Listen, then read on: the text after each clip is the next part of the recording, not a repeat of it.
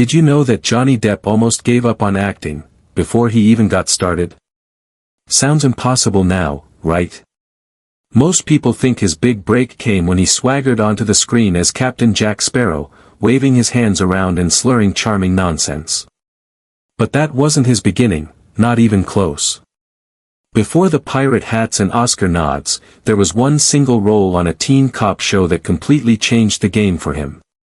One TV role that took him from a nobody, barely making ends meet, to a face plastered on magazine covers all over the world. And you know what? If you've ever felt stuck in a job you didn't love, or if you've ever wrestled with the idea of quitting something safe to chase your real dream, Johnny's early story is going to feel weirdly familiar. Because even though we all know him as this larger-than-life Hollywood figure now, his rise to fame was far from glamorous. It was messy, full of second guesses, and definitely not part of some perfectly executed master plan. Nope. It was real. It was uncertain. And that's why it's worth telling. So let's rewind a bit. Way before Johnny ever set foot on a movie set, he was chasing a totally different dream. Music was his first love. He was in a band called The Kids, just a bunch of young guys trying to make it in the rock scene. And they weren't just a casual garage band either. They were serious about it. They packed up, left Florida, and moved to Los Angeles to give it a shot. That's no small move. That's commitment. And like a lot of artists in LA, they were hustling hard. Playing wherever they could, hoping to land the right gig, praying the right person would hear them and offer a record deal. But of course, LA isn't cheap.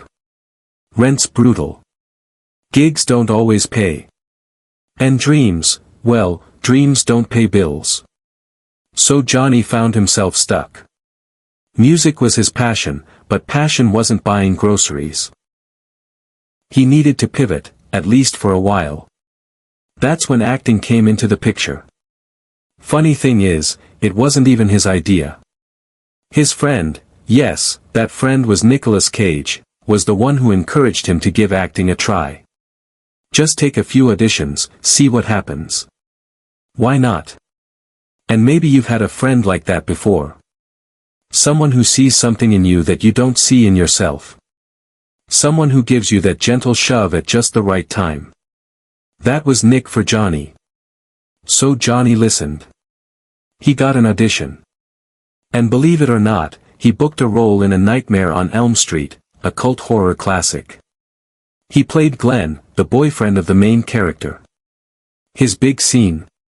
Getting dragged into a bed and sprayed across the ceiling in a bloody tornado. Not exactly a career-defining performance, but it was a start.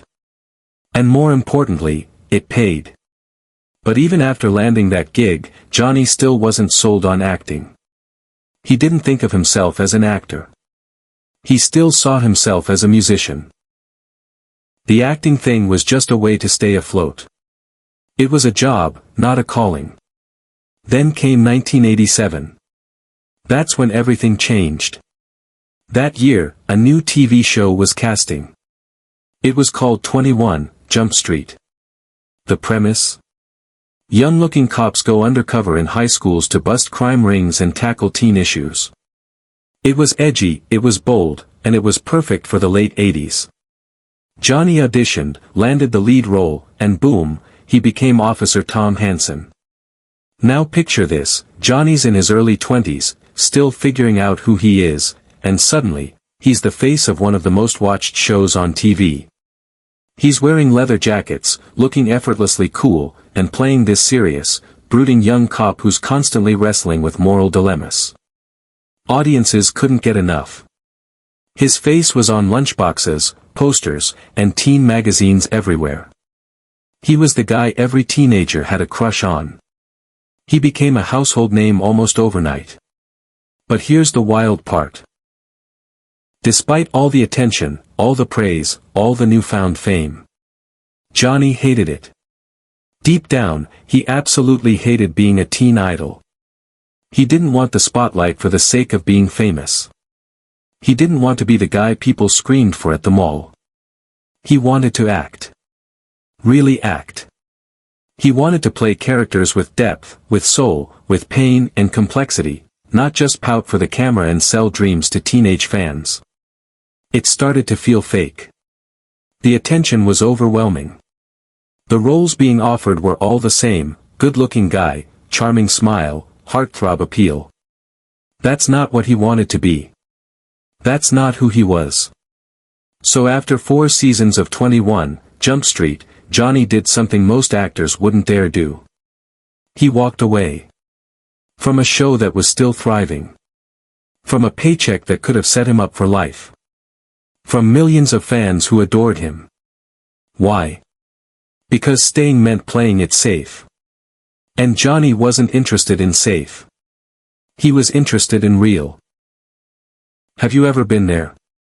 Maybe in a job that looked great on the outside, something everyone else thought was perfect for you, but deep down, it just didn't feel right. That's where Johnny was. And instead of riding the wave, he stepped off and swam in the opposite direction. And that decision, as risky as it was, changed everything. After leaving the show, Johnny started picking roles that made people scratch their heads. Roles that were odd, risky, sometimes straight up bizarre. But they were always interesting. Always layered. Take Edward Scissorhands for example. A soft-spoken character with scissors for hands, who lives in isolation and tries to understand the world around him. Not exactly a heartthrob role, right? But Johnny dove in. And the world started to see something different in him. He wasn't just the pretty face anymore. He was an artist. Someone who could disappear into a role. Someone who wasn't afraid to look strange, or sad, or broken on screen. And this wasn't some fluke. It was a conscious choice. Johnny wanted to prove, to himself and the world, that he was more than a teen idol. That he had something deeper to offer. It wasn't easy. He had to turn down a lot of safe roles. He had to walk away from big checks. He had to deal with criticism and confusion from the industry. But slowly, people started to get it. Directors started to see what he was capable of. Audiences started to appreciate his risk-taking. He became known not just for how he looked, but for how he performed. For how he felt on screen. For how he made you feel. There's a quote from a casting director who worked with him early on. They said, Johnny had this quiet intensity that couldn't be taught. The camera loved him. And that really sums it up. He wasn't loud. He didn't overact. He just existed in the scene. And that was enough. Here's something else that's kind of mind-blowing. When Johnny was filming the early seasons of 21 Jump Street, he didn't even have a car. No joke. He used to carpool to set. Think about that for a second. One of the biggest stars on TV, carpooling. It just goes to show, everyone starts somewhere. Even the people who seem like overnight successes had their struggles, their moments of doubt, their humble beginnings. So, if you ever feel like you're behind, or like your dreams moving too slowly, remember that. Johnny Depp didn't become a superstar overnight. He didn't even want to be one, not in the traditional sense. But he stayed true to who he was, even when it was hard. Even when it meant walking away from everything he'd built. And that is what made all the difference. So now I want to ask you, have you ever taken a job, or tried something, just because you needed to? Just to survive? And then somehow, it ended up changing the whole direction of your life? Maybe it led to a new passion. Maybe it helped you discover what you didn't want. Maybe it introduced you to the right people, or gave you the confidence to try something bold. Whatever it was, I'd love to hear about it. Drop your story in the comments. And if Johnny Depp's story got you curious about what happened next, like how he ended up becoming Tim Burton's go-to guy, or how he created unforgettable characters like Jack Sparrow and the Mad Hatter, then stick around. That next part of his journey is just as fascinating, maybe even more so.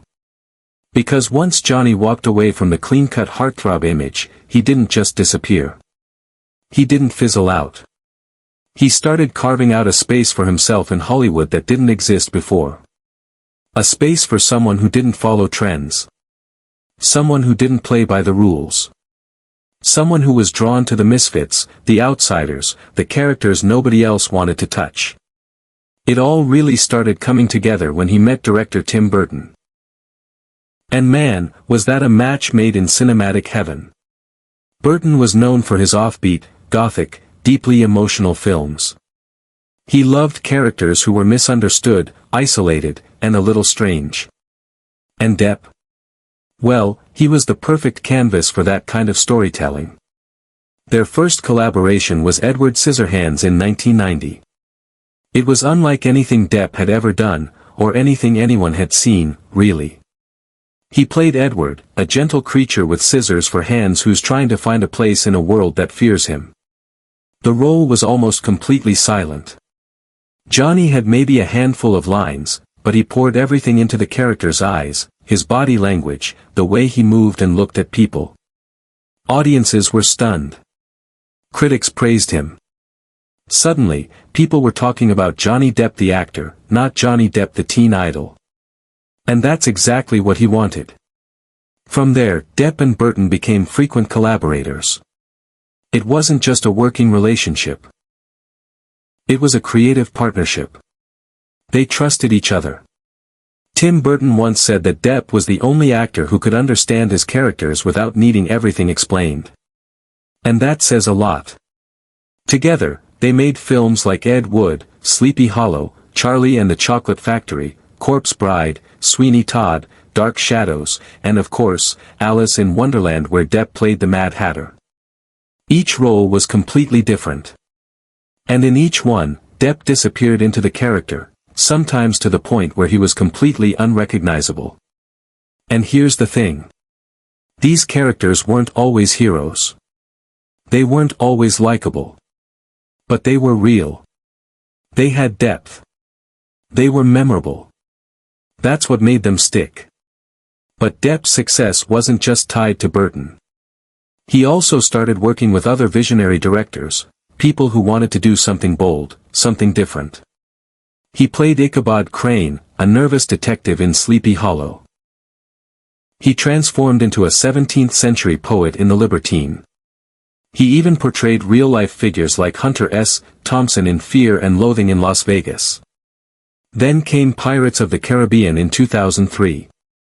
Now this was different. Nobody expected much from it.